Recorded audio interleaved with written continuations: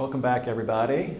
Hope everyone's doing well. We're going to talk about editing over the next couple lectures. Hopefully you're getting your editing software set up with no problems, but please let me know if you're having trouble getting Avid or Premiere loaded onto your system, and we can talk about solutions for that. But anyway, we're going to talk about some basics today, and then we'll kind of dig into some more advanced concepts with editing the next time we talk. But let's start with just editing systems in general. Whenever you hear about editing systems, a lot of times you might hear the term NLE thrown around. That just stands for non-linear editor, and that's kind of the formal title for what an editing system is called. With a non-linear editor, and I think a lot of you probably have experience with some kind of video editing, there's some certain capabilities that most systems are going to have pretty much from system to system. The ability to, of course, import shots into the computer. That's the thing that made non-linear editing possible, is the ability for hard drives to handle all that video data. But once we get it into the system, we can then place it onto a timeline and move those shots around, trim them as needed, and then also add many sounds that we want. We can also mix those sounds for volume, effects, titling, color correction. All those are probably going to be a part of most non-linear editing systems. So those are going to be some things you can do with a non-linear editor. Now let's talk about what a timeline looks like. If you've edited, you probably have seen a timeline, probably not one this complex. This is an Avid timeline from the film Mission Impossible: Rogue Nation. But what you can see on this timeline are all these different tracks used for video and for audio. Now with the Avid Media Composer, we're going to have access to 24 video tracks and 24 audio tracks, but some more advanced versions of Avid are going to allow more than that. If we take a peek at this, I know it's hard to see, but if you can see it on your own screen at home, all these at the top are going to be video tracks, and then the ones that are at the bottom, those are all your audio tracks. You'll see this one right here. I know it's really hard to see, but this is the drama track, that's where all of the shots, that's where the real cutting is taking place as we go from shot to shot. Now this timeline you see right here is not the complete film. This is only, I think, an 18-minute segment of the film. And you can see how complicated things can get on a major motion picture, where we have all of this effects work that's taking place up here. You're probably going to see some color work thrown in here as well. Down at the bottom, all this sound is going to be music tracks, sound effects, ambient sound, and of course dialogue. And all that will be mixed and controlled on the timeline. Now, whenever we do our timelines for this class, probably be much simpler, maybe a couple video tracks and maybe just a few audio tracks for our first assignment. So don't try to get too overwhelmed by what you see here. We won't be doing anything like this semester. As far as acquiring footage, there's some different terms that you'll hear thrown around as it relates to digital video. So I put 4 of them up here on the screen. The first one's the simple one. Whenever we are acquiring footage from our camera, we are recording footage. The way we want to record footage, or at least what we want to record it onto, that's going to depend on the camera. I think for most of you, you'll be using SD cards to record video footage. But there's other cameras that might use something called CFast. You even see cameras like the Red camera, which is a really high-end digital motion picture camera that has its own hard drive, its own storage system that it will use to record onto. The key to this is that it just has a large capacity and that it can write fast, because you got a lot of big video files, especially with something like Red that can shoot all the way up to 8K. You need something that can handle a large capacity and a lot of information coming through it quickly. Okay, once we get that image, that footage recorded, we need to ingest that into our editing system. That's just kind of another way of saying import. So we're going to ingest footage from our card, SD card probably, into our computer or whatever device you're using. Probably some of you might be using a portable hard drive or something else to store your footage. Sometimes you might be working with a project in which you recorded footage in different formats. Maybe you recorded some at 24 frames per second, and maybe it was 720 resolution, and another one was 1080 resolution at 30 frames per second. And it's hard to manage these different formats on one timeline. So what you'll have to do in that case is transcode that footage. You'll have to change one of those formats to match the format of your project. Once you finish your project, you're going to want to export that file. And typically whenever you export your finished movie, that's a really large file. I mean, probably in the gigabytes as far as size is concerned. And that's a hard capacity to manage. You want to get that thing shrunk down so you can upload it to the internet or do other things with it. So at this point, you probably want to compress that footage. You're going to compress that file into something smaller. And when you compress something, usually you don't see any noticeable change in quality, but it just finds a way to get rid of the redundant information on that clip and turn it into a much smaller file. Whenever you compress something, you can also sometimes change it to what's called another codec. For example, if you have a QuickTime codec, which is the MOV extension on the end of a file, you could change that into an MP4, which might work a lot better for what you need. If you're using Adobe Suite, there's a program on there called Adobe Media Encoder that will do this for you. So you can compress files after you render them and export them out of your editing system to make them smaller, more manageable. Speaking of storage, we need to have some way, of course, to store all these really big files. You can see the stat there. For every 2 minutes of HD video, we're going to need 1 gigabyte of storage. So that's going to fill up our systems in a hurry. I think it's a good idea for you to get a portable hard drive if you can afford one. The prices for these have really dropped, so you can probably get a terabyte for under $100. And this could just be something you use to store everything. You just put all your footage on one place. That way you can come to the lab and work here or work at home and still have all your footage. I think that's a really good investment if you can make that happen. Definitely one habit you want to get into is backing up your footage. Please don't just have one place where your footage is stored. For example, if you record something onto an SD card and that's the only place it's located, that's a problem, because if that SD card becomes corrupted or lost, that footage is gone too. So transfer that to a hard drive somewhere, but make sure you have a backup. Here's another thing that people do. They'll transfer it to a hard drive, but then they'll erase the SD card. And that's still problematic because you still only have one place where that footage is stored. So if you do erase the SD card, be sure you put it onto at least one other backup drive. Personally, I like to have 2 backups of everything. So if 2 things fail, I still have the one to work with. The lab that you will not be able to use this semester has a shared storage system hooked up to each workstation, which basically means you can access your footage from any one of the workstations. You can also collaborate on projects with other people between workstations. The thing that we use is called an Evo, and we have student volumes that we can allocate to each of you. So whenever you come back in the fall, we'll have a student volume ready for you to go.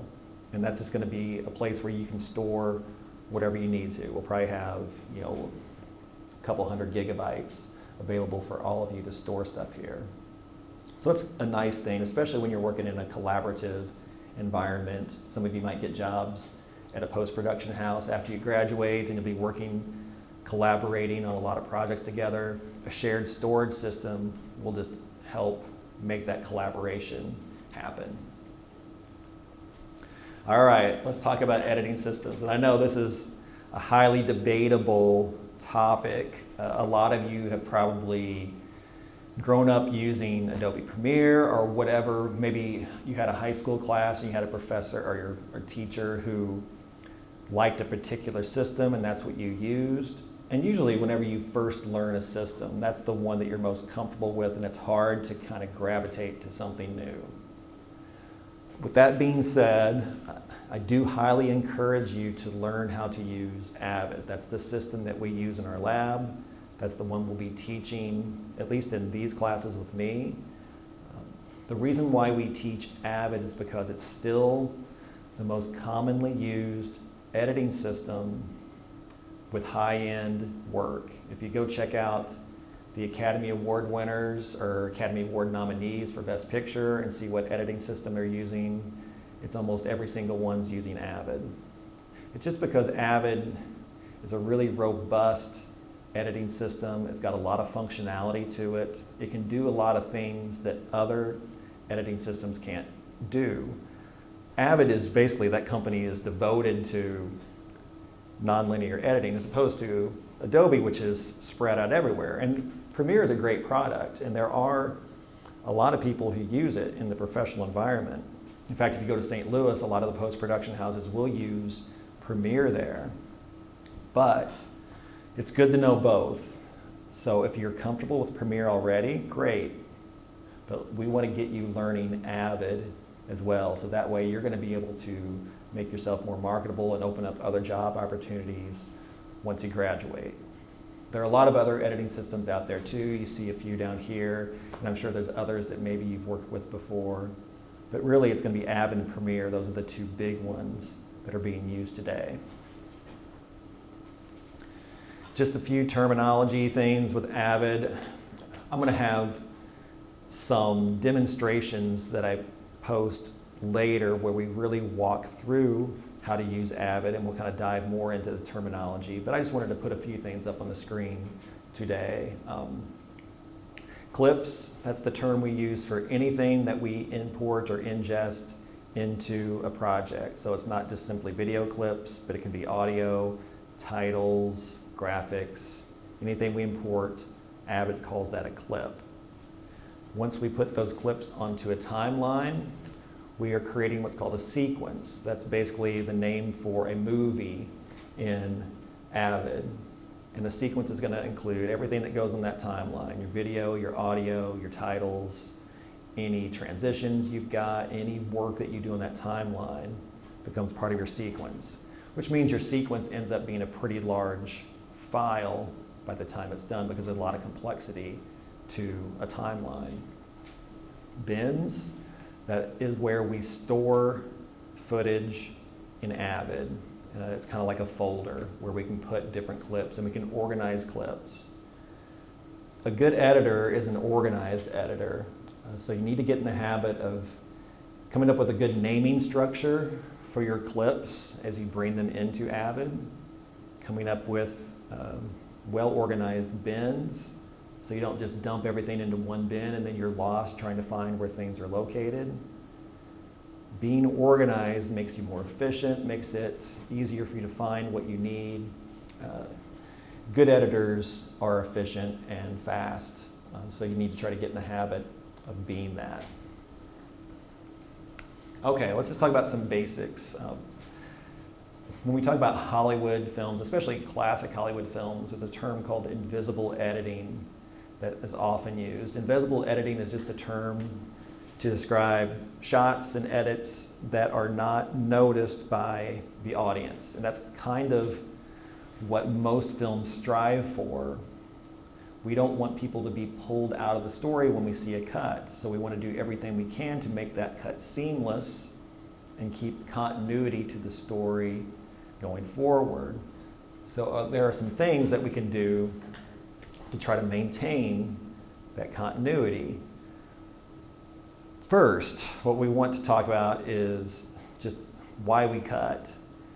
And I think one thing you need to always ask yourself as you start editing is, why am I cutting right now? What is the reason for me to make a cut between this shot and this next shot? That's important because you always need some reason why you're doing this. I've got some reasons here that we can talk about. I think one of the biggest reasons for cutting is going to be compressing time. I think we talked about this as a potential visual storytelling project where somebody wakes up late, they rush to get ready, run off to class is canceled. Okay, maybe it takes 20, 30 minutes for that whole action to take place from waking up to being at school. But we don't need to show all 30 minutes of that, right? We can break that up into smaller pieces and probably tell that entire story in about a minute just by compressing time. So be sure you're not always letting things play out in their entirety. That's not necessary when we make a film. Some other things, just changing emphasis, maybe for emotional impact, like we see somebody reacting to something, we want to come in and get a close shot of that reaction so we can see how they're being impacted by what they're looking at. Continuity we're going to talk about here in a second. I think one of the main reasons why you're going to cut is this one at the bottom. Just fixing mistakes, right? Whenever we film, there's always going to be problems. Somebody blows a line of dialogue, there's camera that's out of focus, whatever. We don't want to show any of that stuff. We want to cut away to hide those mistakes so we have, again, a seamless story.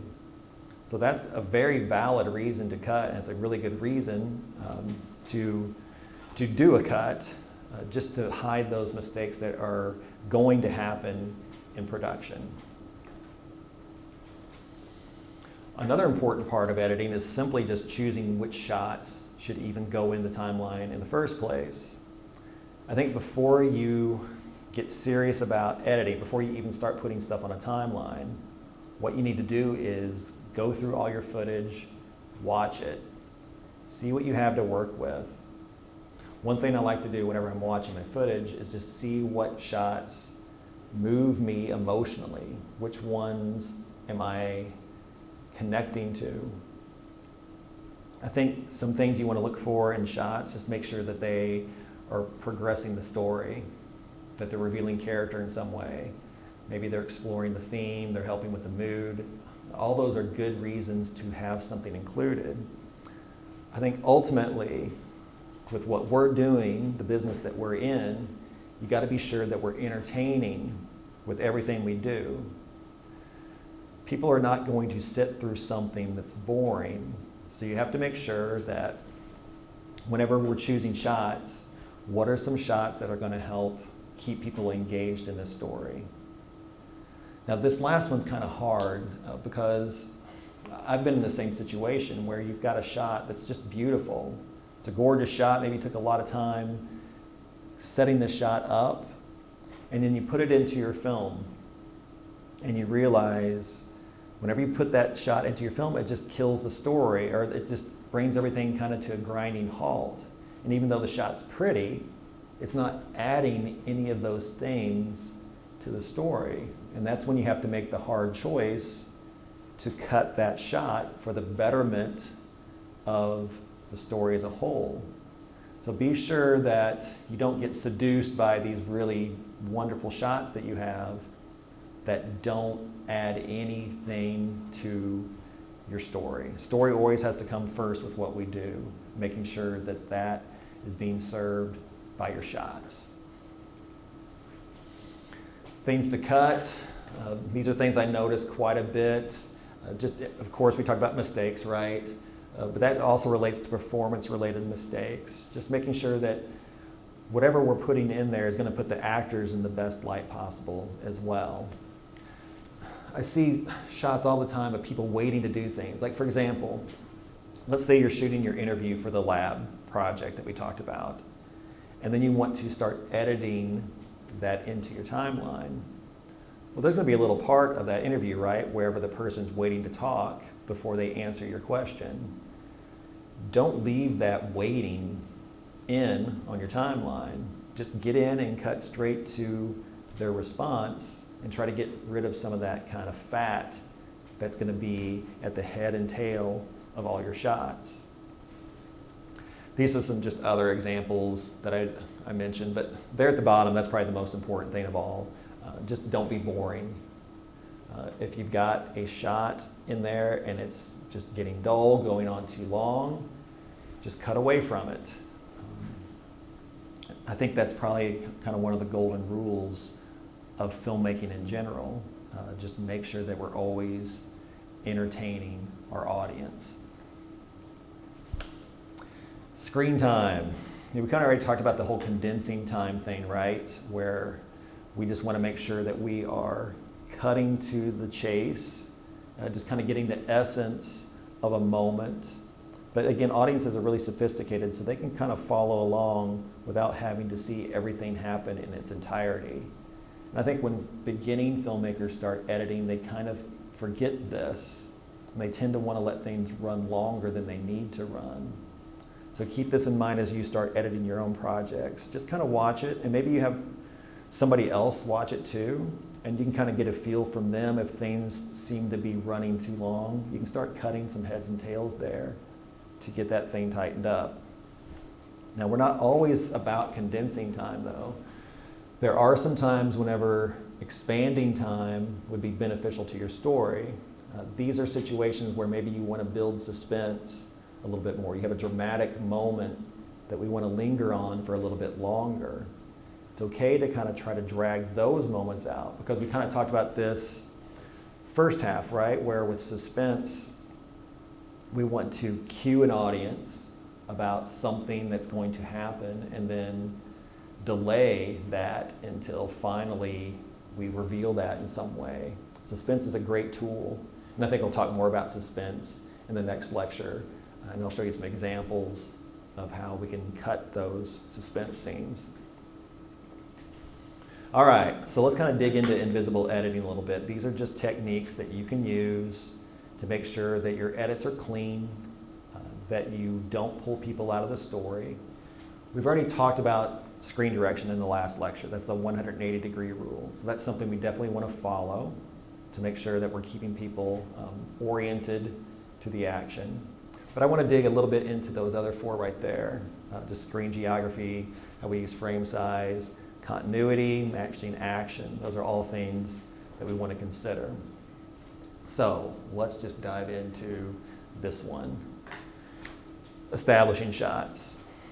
Okay, whenever you come into a scene for the first time, let's say we're having a scene that takes place here in the classroom. We need to orient our audience to this location and to the people who are in this room.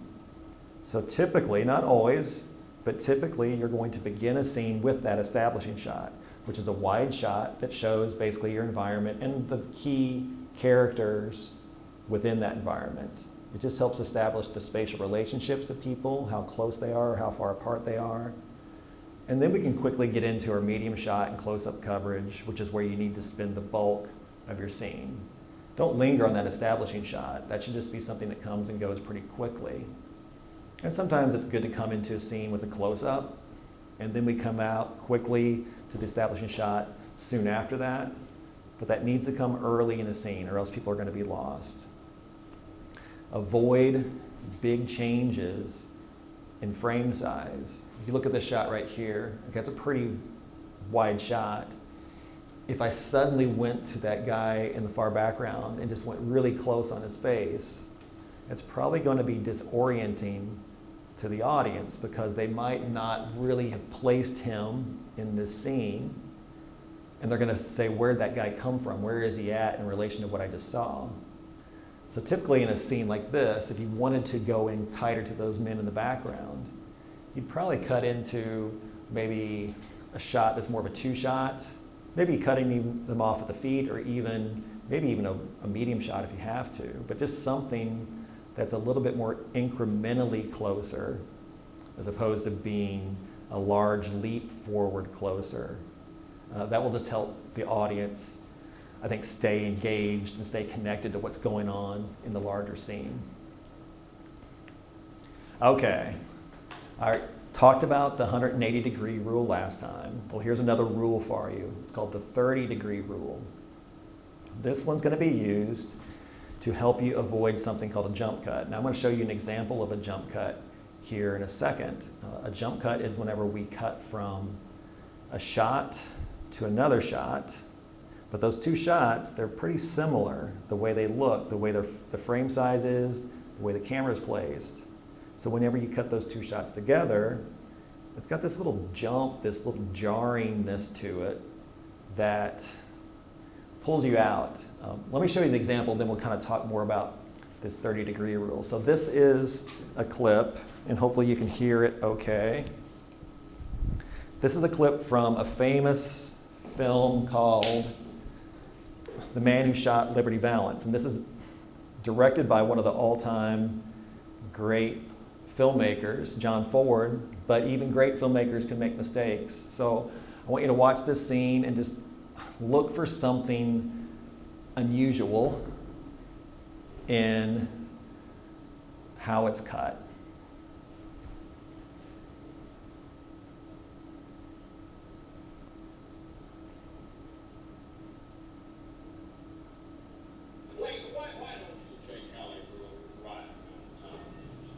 I'll change, man. I'll go with these fellas, man, a few political fences.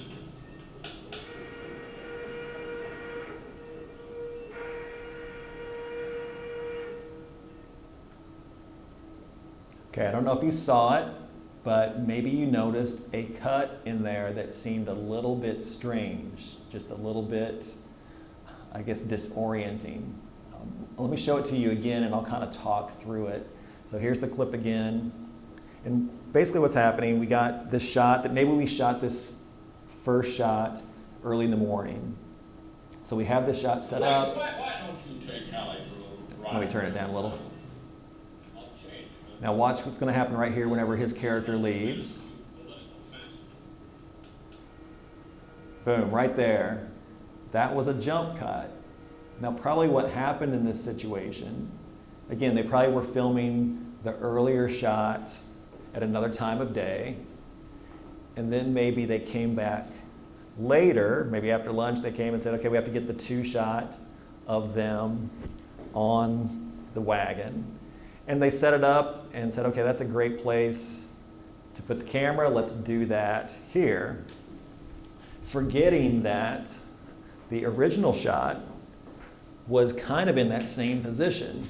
So whenever we cut those two shots together, because they're so similar in frame size and camera placement, that it looks like there's a mistake being made. Like there's almost a break in the shot that you had to fuse back together. That's a jump cut. Now the way we avoid jump cuts is by following the 30-degree rule. And here's how the 30-degree rule works. Okay, let's say we have an action that needs to be repeated. So let's say we have somebody sitting here in this chair, and I'm going to cover this from maybe a long shot from this angle. And I need to have a closer shot of that person. So what I need to do is, I'm not going to get up because I got this stupid cable that I'm tethered to, but what I would need to do is, if this is the initial place I was going to be at, I need to move that way at least 30 degrees away from where I am right here, so probably more straight on. And I also need to change the frame size. So here's a long shot, maybe that one's going to be a medium shot. When I cut those two shots together, that'll be clean, that'll be seamless, because I followed the 30-degree rule. I changed the camera placement, I changed the frame size. If I were to do this coverage and forget one of those two things, either I shoot it from the same angle with a different frame size, or I move the camera but I leave the frame size the same, that's going to be jumpy. So 30-degree rule, that just helps with jump cuts. Continuity, this is probably a term you've heard before, and it's a difficult thing to maintain in a film because, again, things are being shot out of order all the time, and there's always these little details that are hard to keep consistent from shot to shot. Wardrobe items, like the buttons on somebody's shirt moving up and down. Just the placement of things, like one shot maybe I'm facing this direction and the next shot I'm facing that direction. Just simple things like that, character movement. Those are things that have to be maintained from take to take, from shot to shot. And if we edit between these two shots, and there's a continuity problem, like you see right here from Wizard of Oz, Dorothy's hair suddenly getting hacked off, that's going to be something that could be noticeable to an audience. Now, typically on a film set, there's somebody called the script supervisor who is helping watch for things like that. But it's hard to catch everything. I do tell you this, though, whenever you're editing, you're going to be seeing shots over and over and over again. And you're going to start noticing things when you cut between two shots. You're going to notice, hey, that doesn't quite match. There's a continuity problem there. Most continuity problems are not going to be an issue at all because they're going to be so small that they won't be noticed by somebody watching this film for the first time. The only reason you're seeing them is because you've seen it so many times. You're seeing all the little details. I'll give you an example. There was a student who made a film, and she had a shot that she wanted to show me. She said, just watch this shot right here and tell me if you see anything wrong. So I watched the shot and I said, no, it looks great. Then she said, watch it again. So I watched it the second time, and that time I did notice that in the background behind the actress was a light stand, just right there in the shot. First time I didn't notice it because I was watching the action. I was watching the character. And that's where your audience is going to be the first time they see a film too. They're going to be following the main action. So they won't notice small and even sometimes larger problems that you see. But really big glaring things, like something like that, that's pretty bad. That's something we probably want to fix. So just keep an eye on that and try to make sure your edits are going to hide any continuity errors you might have. Cutting on action. I kind of talked about this a little bit, I think, in the last lecture, but let's maybe expand on it and I'll show you an example of it as well. Okay, whenever we have a situation where we're cutting between two shots that cover the same action, let's say, for example, it's going to be me sitting down on this stool. So maybe I enter the frame in a long shot and then sit down in the stool like this. Okay, that's one shot. Okay, now I'm going to change the camera angle. I'll be over here, medium shot, and I want to shoot the same thing. So I do the same action. I come in, sit down. In the medium shot, we got those two shots to work with. Okay, in the editing room, where do I want to make the cut? Where do I want to cut from long shot to medium shot? Well, the best place to cut is going to be actually in the middle of this action. So if you're doing this shot of me sitting down on this stool, you would probably want to cut it kind of halfway right here as I'm in the middle of the process of sitting, so that as I'm sitting in long shot, cut to medium shot with me completing that action, that helps mask the cut so that we don't see it.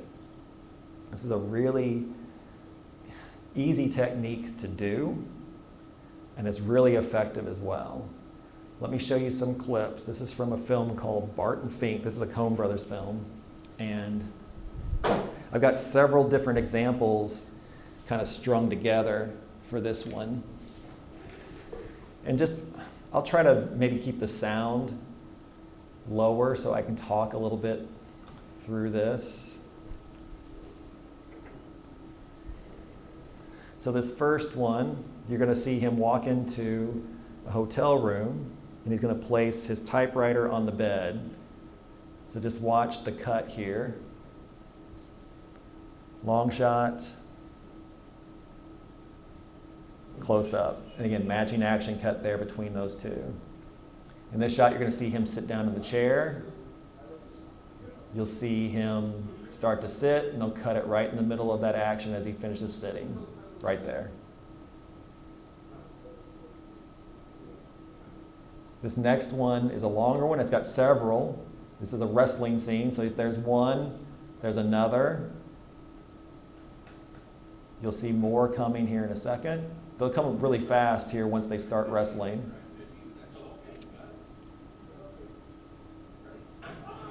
One, two, and three, right there. And notice that's a lot of shots there, right? I mean, it was maybe 8 different shots used for that little scene. But because they were continually cutting on the action, it made it feel seamless, like it was just flowing as a continuous moment. So cutting on action can really help clean up edits, maintain that invisible editing, keep people engaged in the story. You can use matching action or cutting on action shot or edits for other situations too. Let's say you have a shot where somebody's entering a house. So you have an exterior house scene and an interior house scene, and maybe you shoot these 2 shots completely different days. In fact, probably if you're on a big film, you would be shooting these on different days because they're different lighting setups.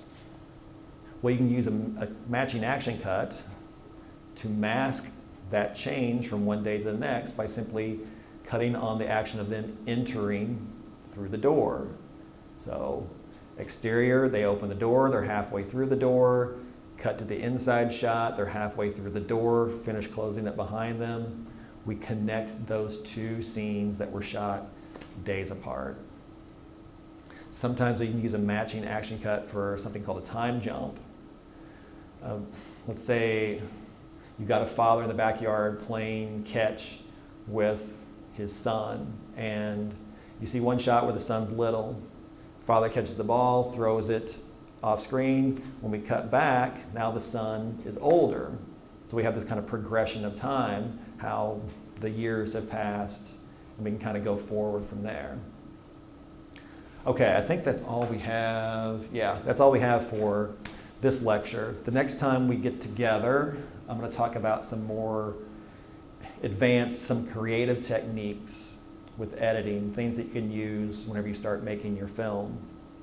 And again, I think right now you're still continuing with the B-roll assignment and lab, so let me know if you have any issues with that. But otherwise, I hope you're all doing well. Look forward to seeing you again someday. Take care.